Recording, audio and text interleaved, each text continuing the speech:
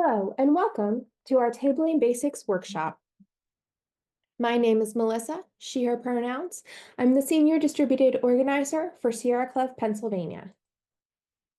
Our agenda today, we're going to look at what tabling is, why we table, and where we table. We're going to discuss how to prepare before the event, what we're doing on the day of the event, best practices for communicating with the public, and what we do after the table. So what is tabling?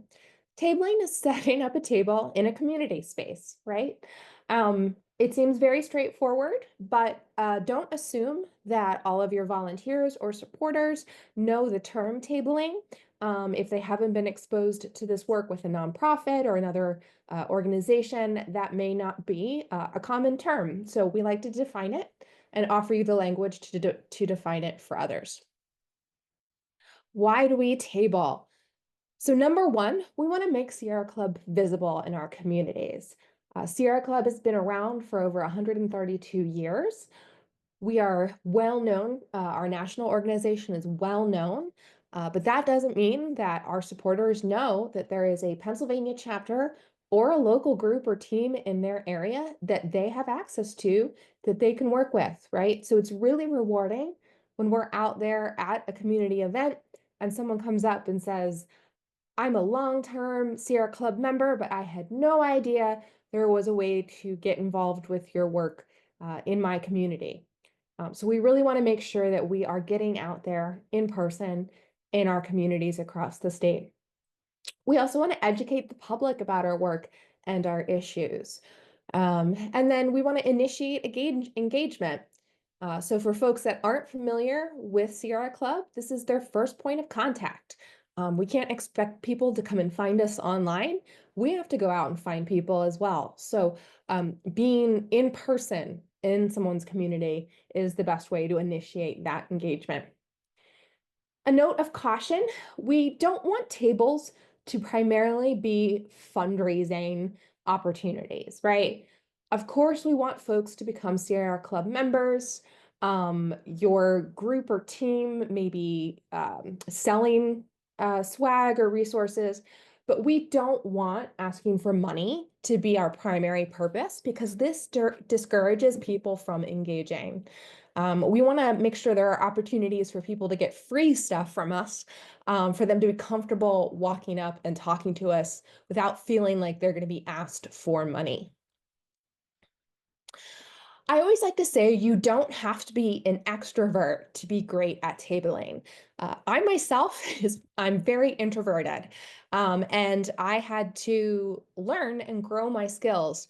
But once I kind of knew what I was going to say, what I was going to do, a lot of tabling is repeating the same introduction to folks over and over again, right? So you can kind of become a pretty good actor when it comes to talking to members of the public.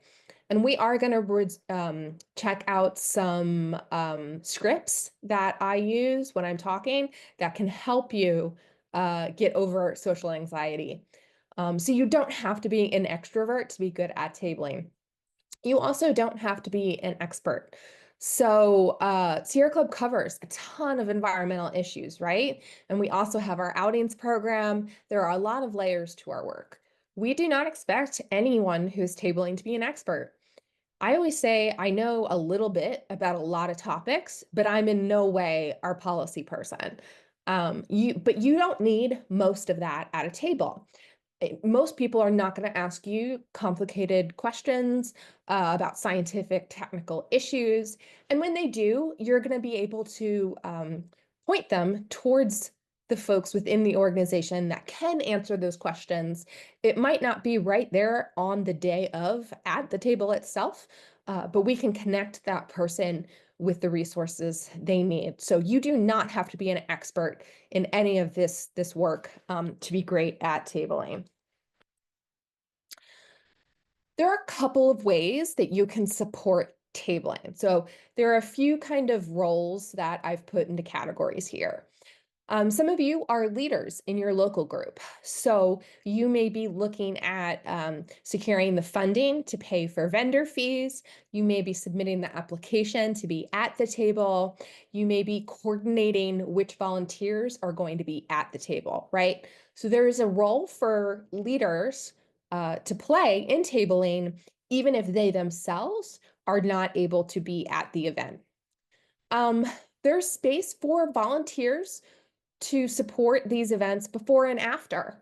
Again, you don't have to be the person at the table, but you could be the person researching which community events are taking place in your area. You could be inventorying your handouts and your swag, your materials and supplies. You can keep track of what other volunteers need to get out at tables. And then you can also participate in the reporting and the data entry that goes on after one of these events. We need to have someone who's willing to sit down and type in the names and email addresses that were collected at an event, right? So we do have that need as well. And then, of course, we need volunteers at the events. And I've kind of broken this into three segments. Generally, someone who is new to tabling is kind of going to be a mid-event volunteer, right? So they're not handling setup, they're not handling breakdown, they're showing up for a 2-hour time span in the middle of the event to serve at that table. More experienced volunteers who have access to the supplies and resources would be handling setting up before the event starts, and then maybe coming back and doing breakdown. That tends to be a role for folks who are a little bit more experienced. For our new volunteers, I do recommend that you don't ask them to serve more than 2 hours at a time for their first table, because it can be really overwhelming to experience that initially. And so you don't want anyone to come away from their first table feeling overwhelmed or frustrated. 2 hours is a reasonable time for your first table. Where do we table? We want to table everywhere. We at Sierra Club PA have a list of events that some excellent volunteers have researched in our communities throughout Pennsylvania. So if you are a volunteer leader, if you're looking for where your group can table this year, please check out that list to see where your group may want to set up this year. Of course, we want to table at Earth Day events, other environmental spaces. That makes sense as Sierra Club that we're at as many of those as possible. But I really encourage folks to look beyond that, right? Because we don't just want to talk to the people who already know Sierra Club, which you're going to get a lot of at like an Earth Day event. We want to reach new people who maybe otherwise would not encounter us. So general community spaces, farmers markets, street fairs, your community's general come out onto the street day, right? Spring fair, fall fest, anything like that that accepts nonprofit vendor tables. And then we also want to be at intersectional spaces. We want to diversify who is part of Sierra Club. We want to be welcoming to everyone. So a lot of other social justice movement spaces are appropriate for us to join. Pride events are a huge one. There are so many of those across the state. We want to demonstrate that, Sierra Club is for everyone. So we welcome the opportunity to get out into events that are a little bit different than Earth Days. How do we apply for a table? So this is a slide focused on our leaders here who are navigating the money and the paperwork as it relates to tables. So vendor fees, of course, you want to determine which events make sense monetarily for you to attend. Please note that there are scholarships available from the Pennsylvania chapter for groups to cover their vendor fees, depending on what the event is. So you can reach out to ask for more information about having the chapter cover your vendor fees. Certificates of insurance. So this is one that folks may not be that familiar with. So many events, and I'm seeing this more and more, are requesting proof of insurance from organizations that are setting up at their events. And this may mean that they just need to see a basic proof of insurance, or they may need to have their event listed as an additional insured. I'm not going to go into all the details of that, but it is a fairly simple process with Sierra Club to secure that paperwork. You just need to be aware of it well in advance so that you can get everything on time. So that brings us to deadlines. There are typically deadlines to apply, deadlines to submit your certificate of insurance. Sometimes you can get an early bird discount. So that's our graphic there. If you can get a discounted vendor fee rate, we really encourage you to do the planning that's required to make sure that you are applying to get the very lowest best rate for participating in an event. And if you are applying for a tabling fee scholarship, that is one of the questions that we will ask of you. Okay, so you want to have resources and swag to give out at your table. There's nothing worse than having a sad table with nothing on it.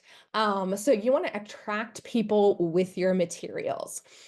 We have a folder at the Pennsylvania chapter that contains instructional materials, as well as a lot of flyers and handouts, activities and coloring pages, signs, petitions that you can print out. You're going to want to start where it says start here, how to table order materials, log contacts, and more. That is your starting point with a lot of the instructional documentation. And then as you go through the other folders, you will see some of the examples of handouts that you can print. Groups have the option of ordering printed handouts through the chapter. We're happy to do that for you if you use the swag order form. We can also make custom resources, signs. One of the examples on the screen there is a social media sign with QR codes that we made for the Lancaster group. So we can do a lot of that custom stuff as well if you request it in advance.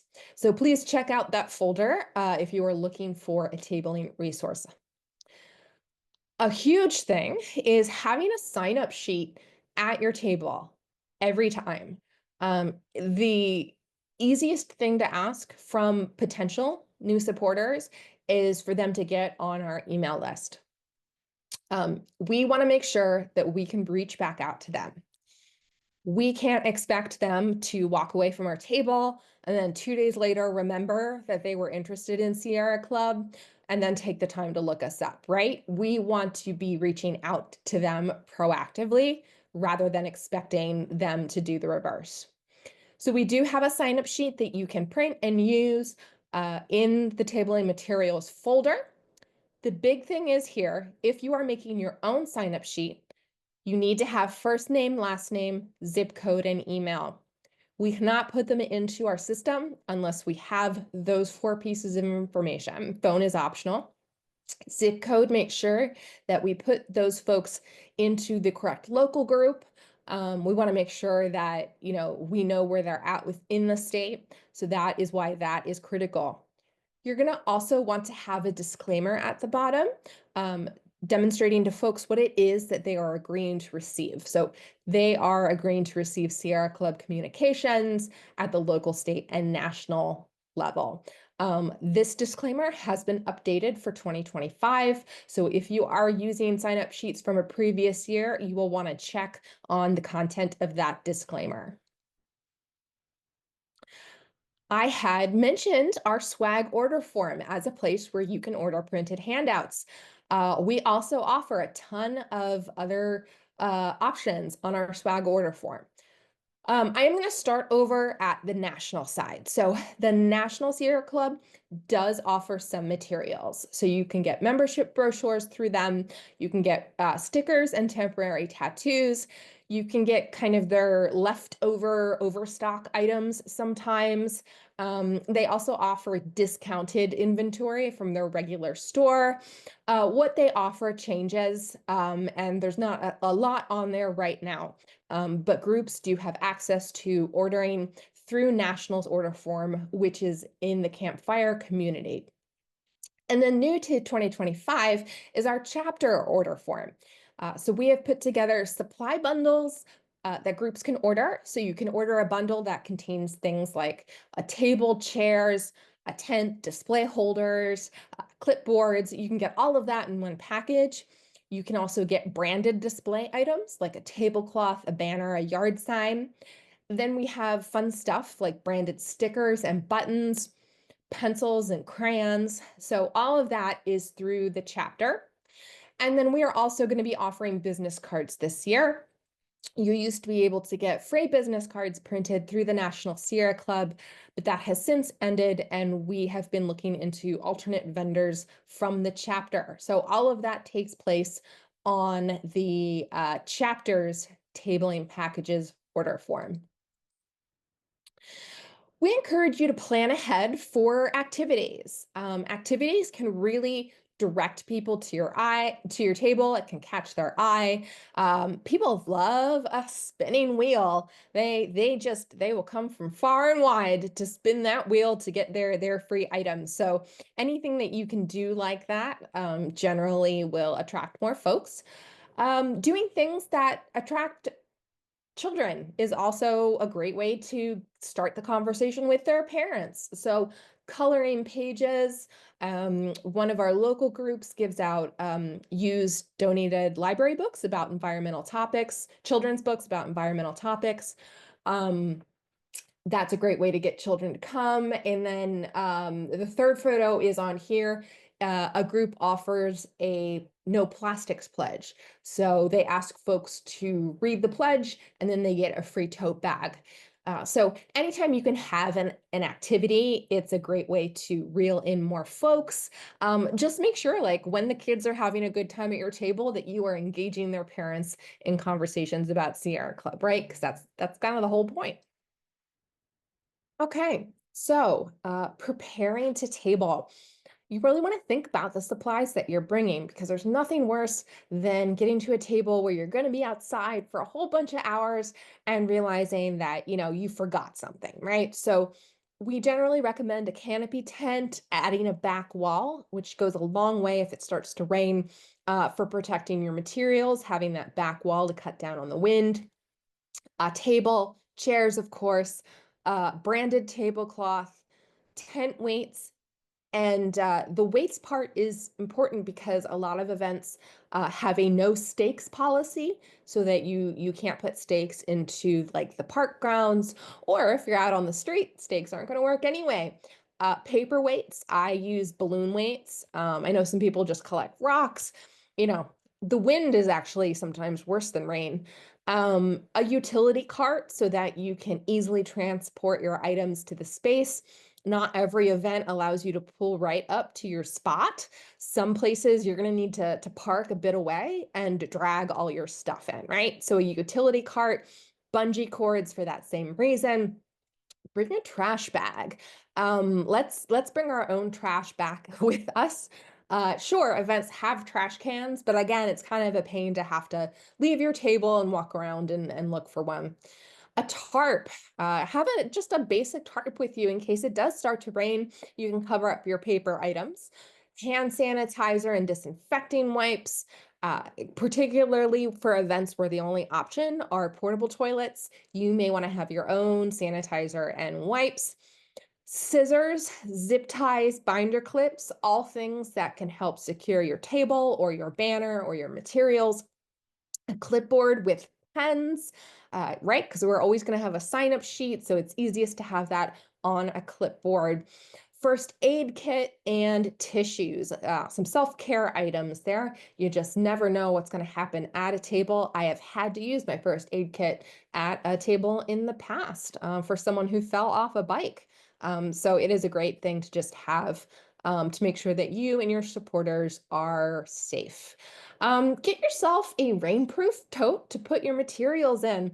It might not be raining when you arrive in the morning, but sometimes these summer thunderstorms come on and then you've got to quickly get your stuff out of the event. You can't get your car close. You're going to be traveling a distance with your utility cart. You want to be able to just stick your stuff into a rainproof tote so that you're not, ruining items as you're trying to get back to your car and out of the weather.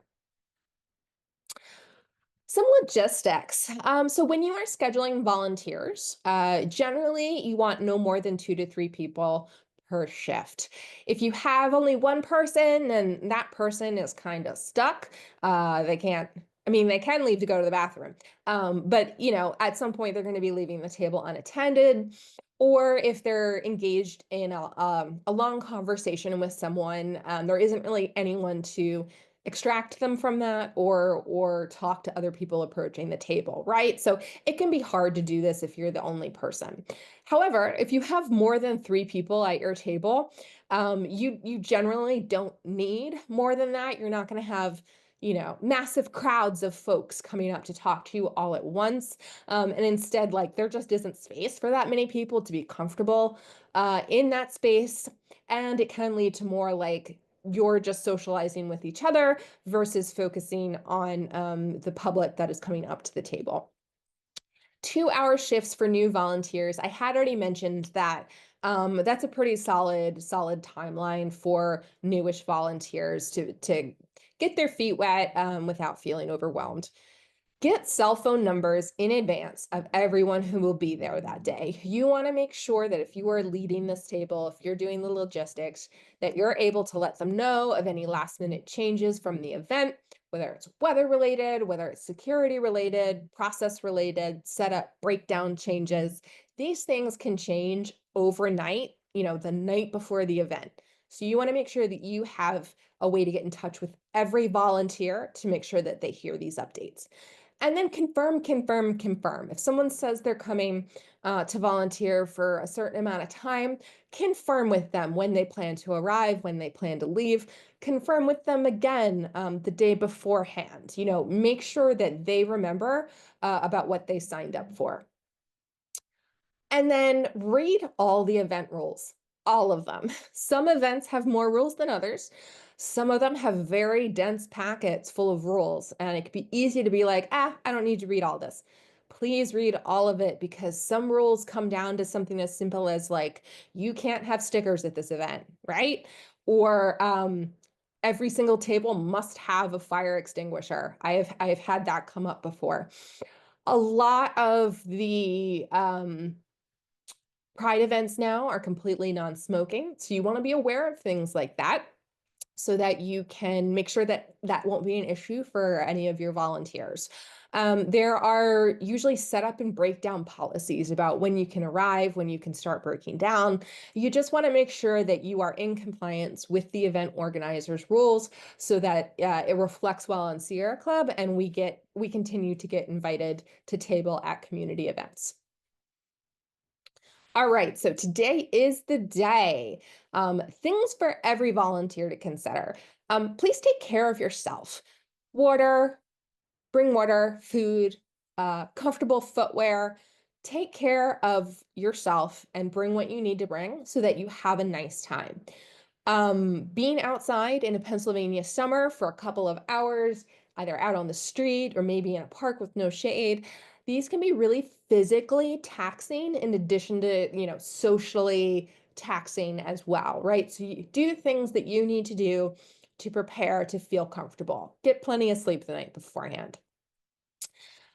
Take care of your volunteers as well. So if you are someone who is responsible for the logistics, for scheduling volunteers, for checking in with volunteers, it doesn't hurt to bring some extra water, to bring some extra snacks, to make sure that they know how they can get in touch with you, right? So get their cell phone number, like I said before, and also give out your cell phone number so that they can reach you. Because on the day of, no matter how great your map is, when they park, they may not know how to find you, right? So make sure that you are taking care of your volunteers. If there is an entrance fee for this event, make sure they're aware of that if they're showing up in the middle of the event. Know your location. Most events offer a map. So just take a look at where the event is in relation to the surrounding community. Take a look at where you're parking, how far away that is. Take a look at, if you know your table number, where your table is on the map. Make sure everyone who's coming knows where your table is going to be. Take a look at your exits and your entrances, all of the things that you would need to know from a security standpoint, which we will talk about a little bit more in a moment. But if they offer you a map, take a look at it. I'm a big proponent of printing maps out and just having them on hand. And then know the arrival procedure. So every event handles this very differently. Some of them give you a designated time that you have to arrive to set up. And that can be close to the event start time. That can be far away from the event start time. But you do want to make sure that you are in compliance with when the event wants you to be there. You're setting up within their procedures and not just, kind of going rogue and wandering into the space. They may want you to check in, they may need to give you a wristband, etc.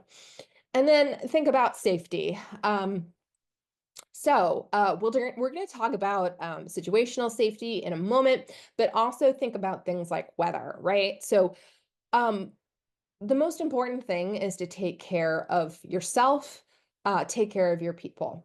All of the resources you bring, whether it's paper, whether it's swag, whether it's the tent, all of those items can be replaced, but we can't replace you. So if there's a thunderstorm coming up, you don't want to be under a metal tent when there's lightning, right? And so if you need to abandon everything to move to a safe location, please do so.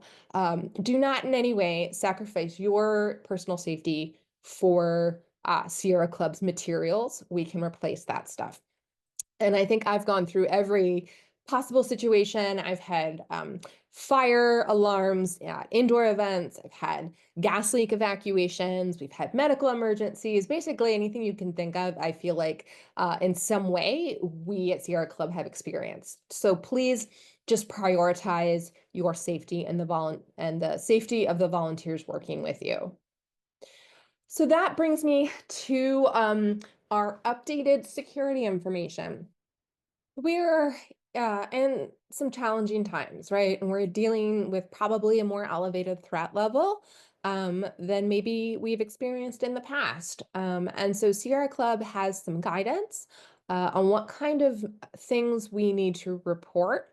Um, More generally, as I've already said, please share phone numbers of everyone engaged in the day of your event. So that if something were to happen, if there was a shelter in place or the event's canceled or something happens, you're able to alert the folks that are planning to attend your event with you. And you're not having them, come into an unsafe situation that they weren't prepared for. Please stay alert. It's really easy to get wrapped up in the fun of tabling and talking to people. But do stay alert to your surroundings. Just in general, be aware of what is happening. Don't engage hecklers. There's no reason to have fights with folks who don't support our work. With anyone who has come to the event to pick a fight, there's no reason to engage with them. You'll see at Pride events where there does tend to be a prevalence of hecklers. They do have folks specifically there who walk with them to kind of shield them from participants, right? And so they're there to keep the impact of that hate speech at a minimum while also respecting free speech rights. You don't want to get in the way of that by starting an unnecessary argument with someone. Identify two exits. So in general, when we are in a threatening situation that comes on all of a sudden, whether it's an active shooter or, a crowd crush or a car ramming, humans tend to try and go back out the same way that they came in. And once a crowd is moving in one direction in an emergency, everyone is inclined to go with that crowd, whether that is the ideal or safest way to exit or not, right? So when you're at an event, find your alternate exits. Do not expect to leave from the same way that you came in. The shortest route to your car may be that one way, but it might not be the safest right then, right? So make sure that you have already prepared alternate ways to leave the event in the event of an emergency. And please leave if you feel unsafe. I had talked about weather before, but this also applies to the crowd, to the atmosphere. If there are bad vibes at this event, if it just seems like the event organizers themselves have not planned enough security, if it seems like, there isn't enough emergency personnel, first aid personnel. If it seems like an unsafe situation, pack up your stuff and go. Or if you need to leave rapidly, leave your stuff and we'll figure out, whether we're going to pick that stuff back up again in the future. But please always leave if you feel unsafe. We do not expect you to stay somewhere that is dangerous. Go with your gut when it comes to that. The chart here is Sierra Club's guidance on what to report if someone is expressing what they call ugly comments, hate-related messages, and threatening communications. Anything level 2, 3, 4, and 5, please report that to us. If you are a volunteer leader, there are methods for you to report it to Sierra Club directly. If you are, a volunteer that's you're not sure who to report it to, you can always send that information to me, to Sarah Corcoran, our deputy director, and Tom Schuster, our chapter director, or to your local group leader who can pass it along to us.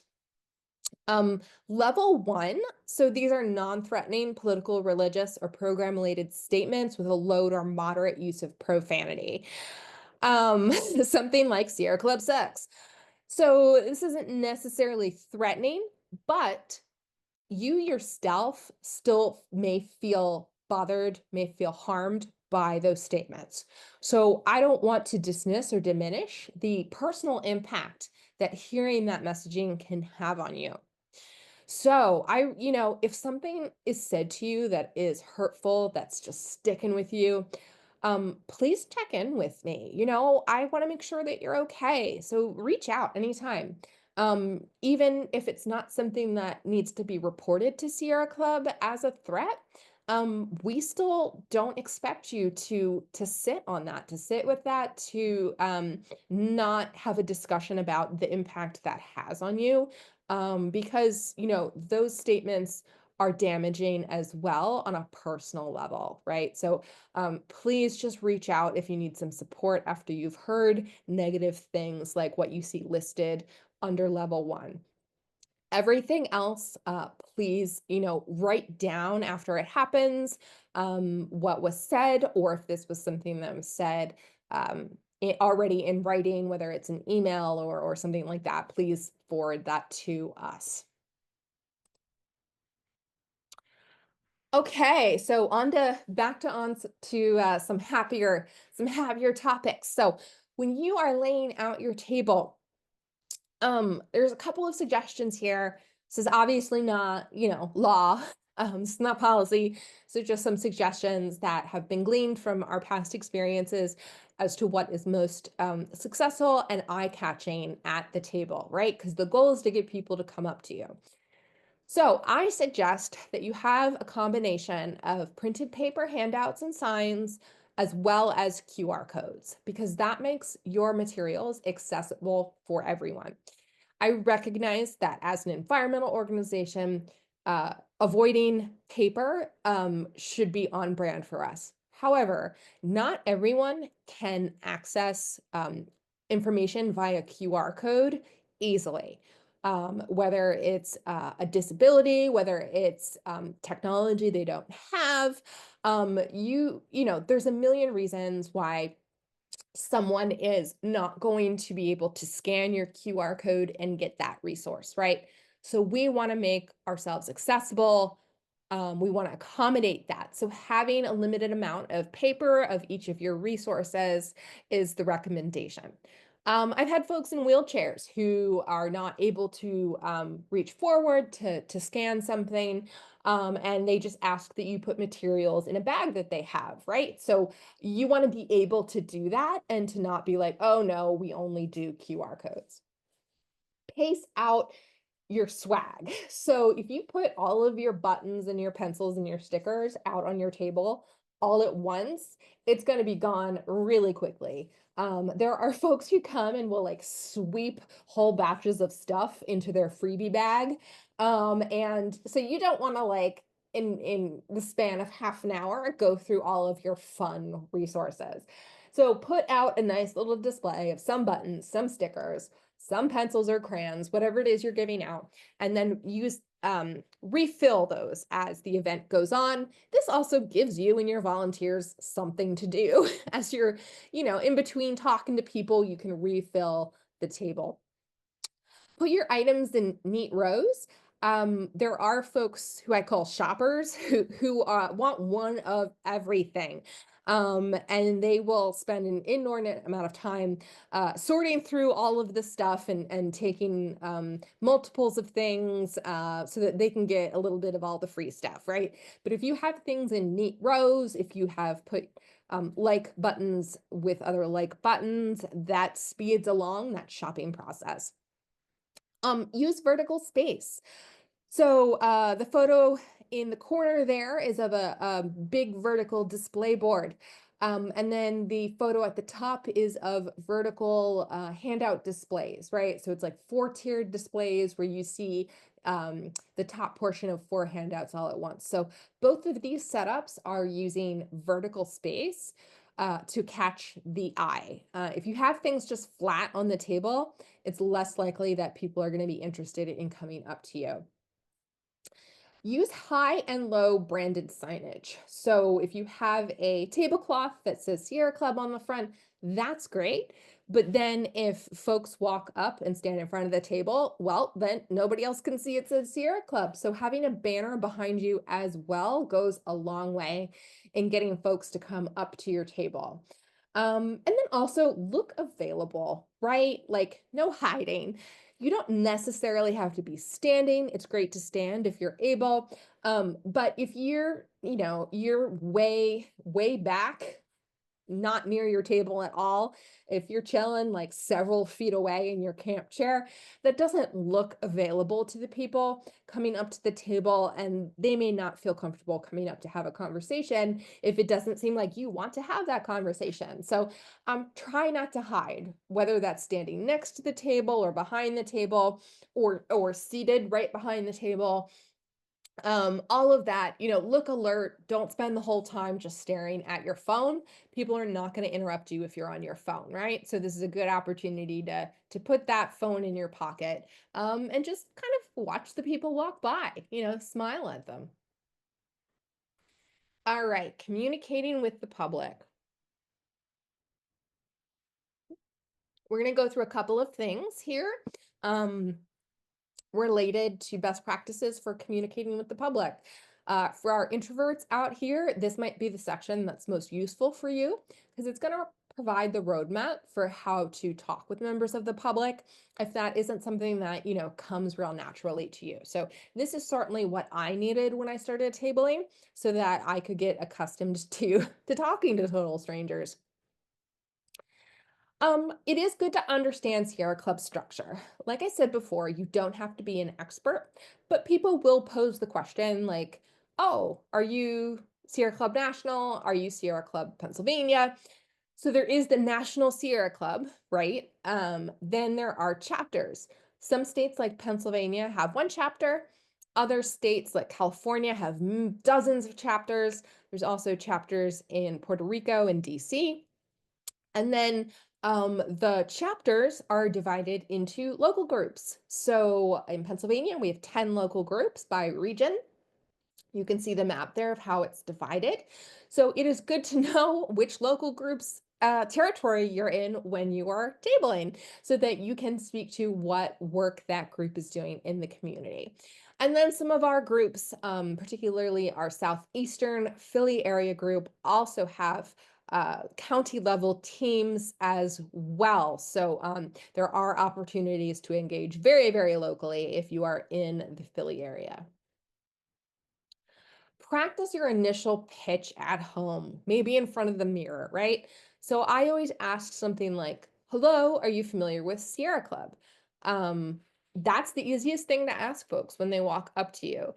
Most of the time, they walk up and they don't start the conversation. They just stare at you. So you want to have something to get them engaged. So I ask if they're familiar with Sierra Club.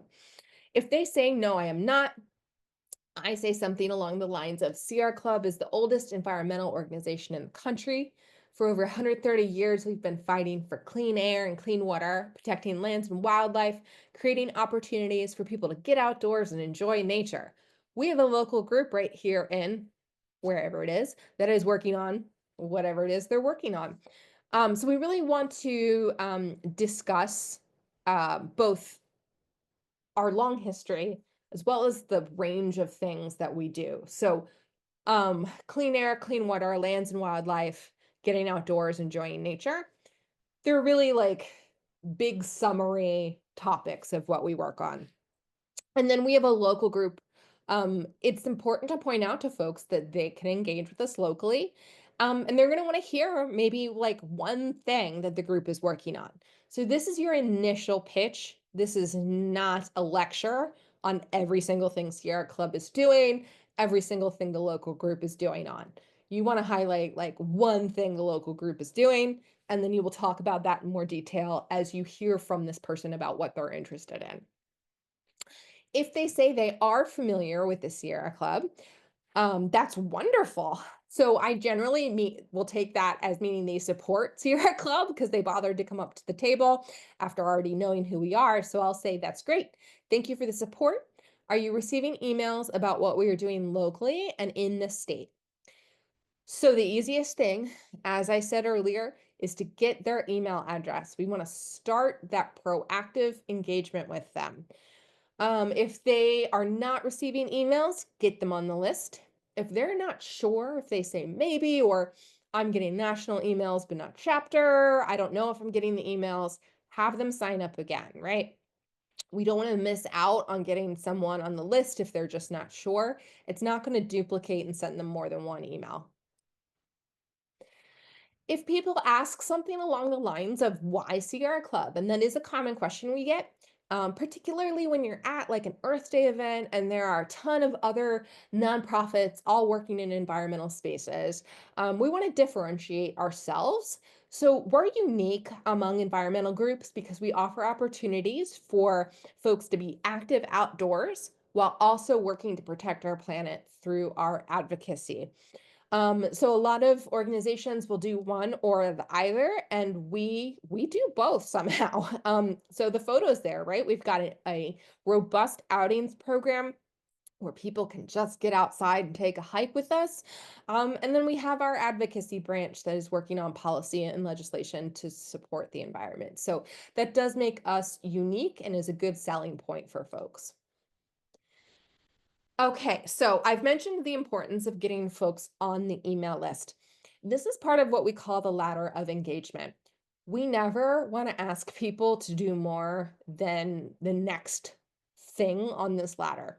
So we're never going to ask someone to go from just learning about our organization to volunteering, right? Like that is a huge leap. I just heard about you. Why am I going to volunteer suddenly, right? So we want to baby steps, small steps. Start people at the bottom rung of the ladder. If they just learned about Sierra Club from talking to you, get them on the email list. But you don't need to ask them to do anything else. Ask them one thing, the next thing, to get them a little bit more engaged. If they are someone who's like, oh yeah, I do get your emails, ask them, if they want to come to an event or an outing. Ask them if they've seen, the latest action alert or petition. That's taking a little bit more action, a little bit more engagement with Sierra Club. Of course, we do want folks to become members, right? But that's not the first thing we're asking because we don't want to just ask people for money. We want them to get invested in the organization and then literally invest financially. So if folks are already well engaged, they're like, oh, I get all the emails, I've been to some outings, ask them if they're a member, right? Because maybe they haven't really considered what it means to be a member. So you could make that as your next thing. Or maybe that person is ready to volunteer. So if you have someone who is very engaged, they're already a member, they're already getting emails, they're kind of clued into what our events are, then maybe ask them if they do want to volunteer. And then, many of you watching this may be volunteer leaders already, and you've gone up this ladder of engagement. Of course, if you have someone who comes up and they're like, "Oh, I already volunteer," and you already know them, then leadership would be the next step, right? But obviously, that is generally not what we're pitching at our tables. So yeah, always just look for that next single action that the person can take to increase their engagement with us. A few other welcoming best practices. Do smile and greet everyone. Don't make assumptions about pronouns, relationships, interests. When you're talking to someone, don't just take a look at them and be like, oh, they must be interested in this environmental topic. Let them browse and choose the resources that they're most interested in, ask the questions they're most interested in. Don't assume that people are related in some way. You don't want to be like, oh, hey, is that your granddaughter when it's actually their daughter? We don't want to make assumptions about gender pronouns, right? So let people introduce themselves and their pronouns if they're comfortable. If you're working a pride event, or more in general, have your pronouns on a pin, on your shirt or on your name tag. Um, no means no. So if you make your pitch to someone about Sierra Club and they're like, oh, no, this is not for me at all, don't push them. It is okay if they just walk away. If you ask them to give us your email address and they're like, no, I don't sign up for things, then that's a no, right? Like just accept that and be like, well, hope you'll check us out in the future on your own. Do stay within the tent space that's been assigned to you when you are making pitches. So, a lot of events have a rule that you can't go solicit email address signups or petition signatures outside of your organization's table space. So, no going up to people as they wait in line for a hot dog and asking them to sign a petition, right? Keep all of that kind of business interaction within the tent space. Be attentive, approach when approached. So if you are like kind of in the background having your lunch, kind of like not directly at the table, if someone does come up, please pause whatever you're doing and make sure that you are, anyone who approaches gets a greeting, gets the question about if they're familiar with Sierra Club. Get photo permission if you are taking close up photos with folks. We do have a document that kind of gives some guidance on when we need to get waivers signed. We want to make sure that if we are taking a photo of someone that we are going to use in future social media or marketing materials, who knows, it could be on a billboard. We want to make sure that they are aware of that. And when they agree to get their photo taken, that they are signing off on that. Of course, generally group shots, big public shots of a crowd, all of that is fair game. But if you are getting a close-up photo of someone at your table, please get them to sign our photo waiver. We suggest having printed versions of that, and then you can also get a QR code sign where they can sign that online through a DocuSign site. Nobody signed up for a science lesson. So while I had said that you don't need to be an expert to be great at tabling, there are times when you are too much of an expert, and it can be really tempting to start talking in great detail about something that you're passionate about, right? And that is great that you have that knowledge that you are passionate about whatever that topic is. But nobody at these events signed up for your 30-minute lecture on PFAS, right? Or on solar panels. Yes, answer their questions if they pose you questions that you do really have the answer for. But do like bear in mind that they're not here for a lecture. Be aware of using jargon. There's a lot of acronyms and terminology that we use that may not be familiar to the general public. We're in a sciencey space, a technical space. There are a lot of acronyms that we use for legislation, for policies. Just be aware that our language is not a shared language with the general public. So just be cognizant of that because we don't want to come off as being unwelcoming. And the easiest way to be unwelcoming is to make assumptions about what the person we're talking to knows and does not know.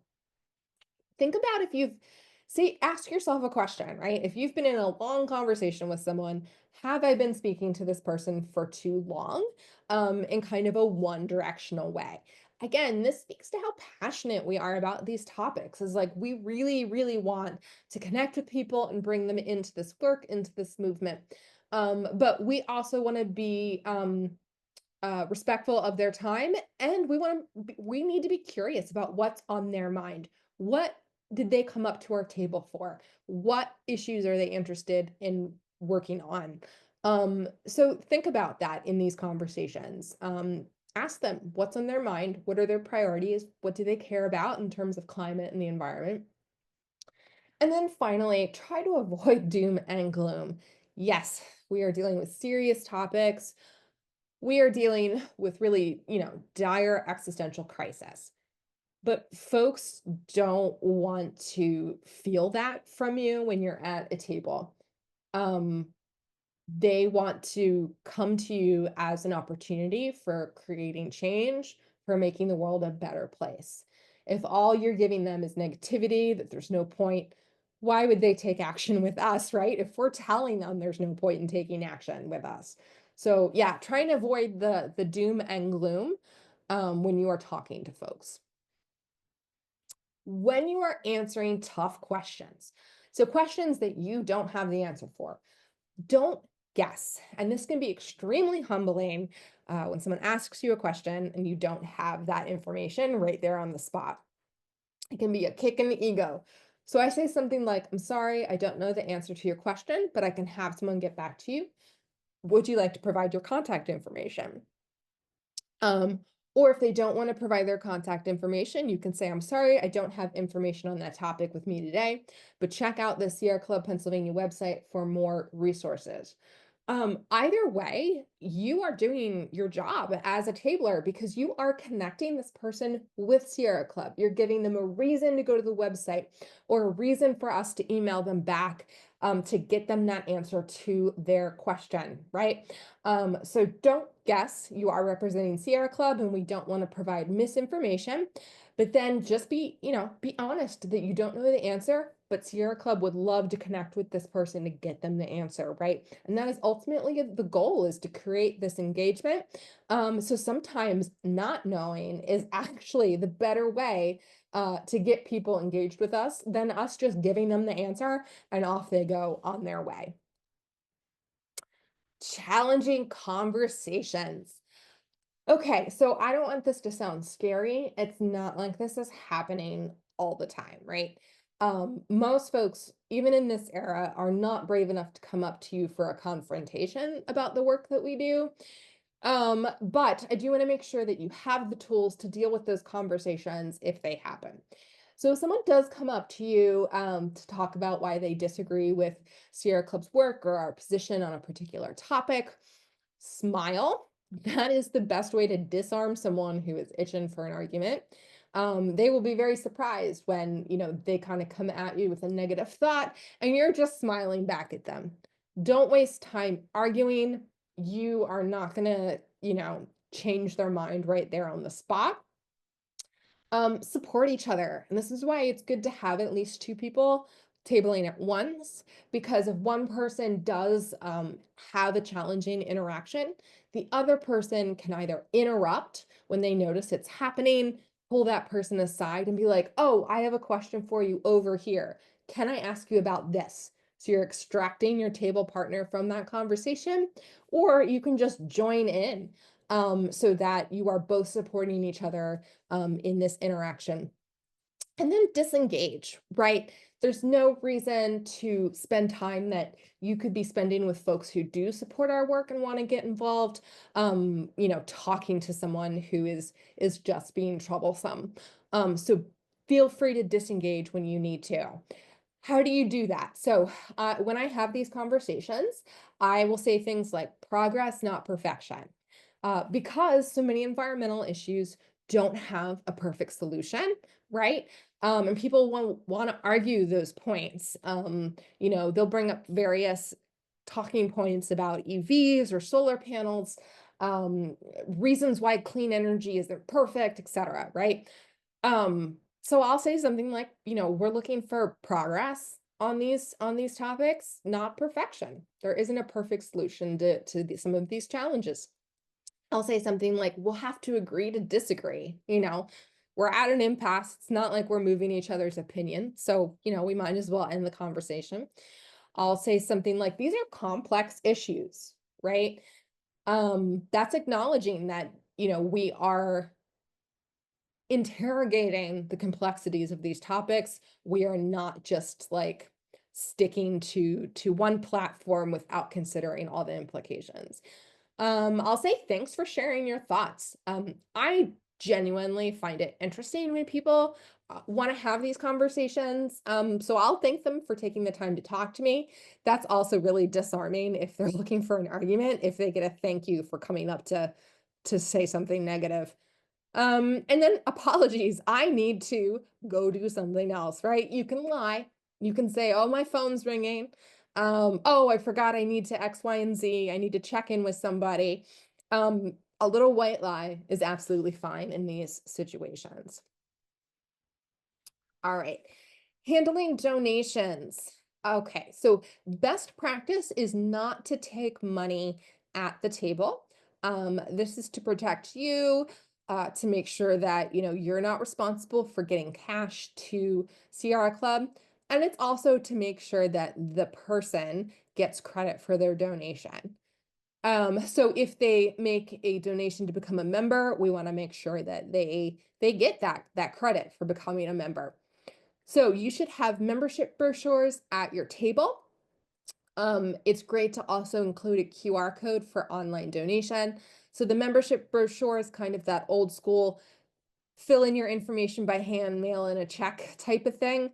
But then having a QR code that's specific to either the Pennsylvania chapter, which is the one you see on the screen, or to your local group is actually a benefit to either the chapter or the local group, because we do have a donation program in which if folks use a specific link, then the chapter or the local group gets the entirety of that membership fee, right? So that's a great way to keep those funds local, is to use one of these specific QR codes. If you must take money, if someone's insisting, keep a paper trail for that cash. So you could have them fill in all the information in the membership brochure, and then you can turn into your local group treasurer that person's information and their cash donation. If someone is asking you about C3 or C4 nonprofit issues, okay, so 501c3s are those that are tax deductible, right? The Sierra Club Foundation is the 501c3.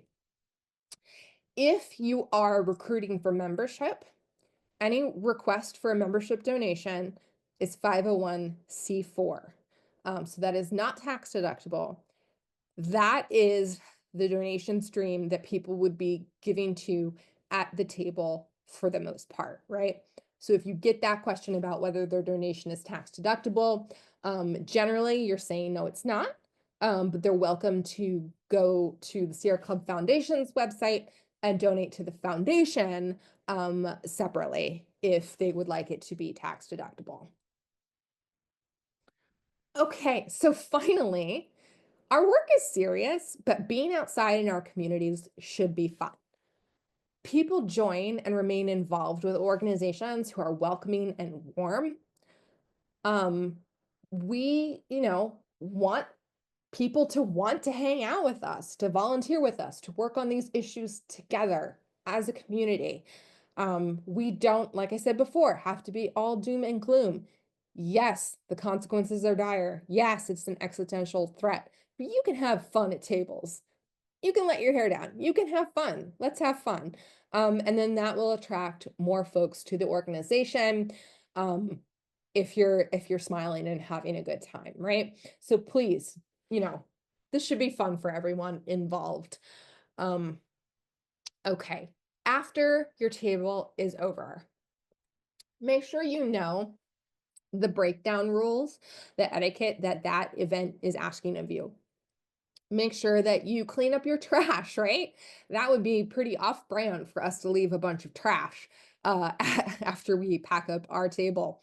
So make sure you are following the breakdown rules from the organization and that we are being good citizens in that particular community. Do log all of your collected contacts. You want to make sure that we get those names and email addresses and maybe phone numbers into our database as soon as possible so that we can reach out to those new supporters and make sure they're getting all of our action alerts and event updates. We don't want to make it wait too long and then they kind of forget that they had that conversation with us and signed up with us. If you need help logging your contacts, reading handwriting can be a pain and it's also, time consuming. You are welcome to either physically mail or take a photo or scan of your contact sheets. I'm happy to do that data entry for you. We have other volunteers working on data entry as well. So please just send those over to me if you need support in that way. If you did get questions that you couldn't answer, and you took a record of what that question was, and that person has an expectation that they're going to hear from someone in Sierra Club, make sure that you actually follow up and forward that question to us. We don't want to say we're going to do something and then not follow through, because that person is never going to come back to Sierra Club again afterwards, right? You want to reach out to potential volunteers as soon as possible. Um, Again, like on your contact sheet, if you have a column there that says, do you want to volunteer? And someone marks it, have your member chair, or if you are not a local group leader, communicate with your local group or with me that this person wants to volunteer, and we will get them in the queue so that they are invited to our next volunteer open house. We hold those monthly, virtually, right? So we want to make sure that we immediately reach out to that person and see if they want to come to an open house or have a one-on-one meeting. Fill out the post-event survey. So a lot of these events will send you a survey in the weeks or months after an event. Be a good collaborator, and fill out that event survey honestly. It goes a long way in showing that we are engaged with them. It helps us get reinvited to their events. And then seriously, if there was an issue, if there was something that you noted that was unsafe or didn't work well, it's never going to get better if you don't point it out, right? um be a good collaborator with your fellow tablers in your area. So organize inventory and clean supplies. If you are sharing like a table amongst several volunteers, if you're passing around the bin of swag and handouts, when you finish an event, be polite, be kind, rewind, organize your materials before you pass it off. If you ran out of something, let the local group know. Let them know that there isn't any more of, the volunteer handout or whatever it is, so that it's not the night before the next event, someone's realizing that they don't have something that they really need. And if there is any kind of like, a coffee spill or something, clean up supplies. Don't hand over a soggy mess of coffee covered materials to the next person, only for them to find out, again, the night beforehand that they don't have what they need for an event the next day. All right, thank you so much for joining us. Please reach out to me if you have any questions about tables. It's one of my very favorite topics. And I have a great tabling season.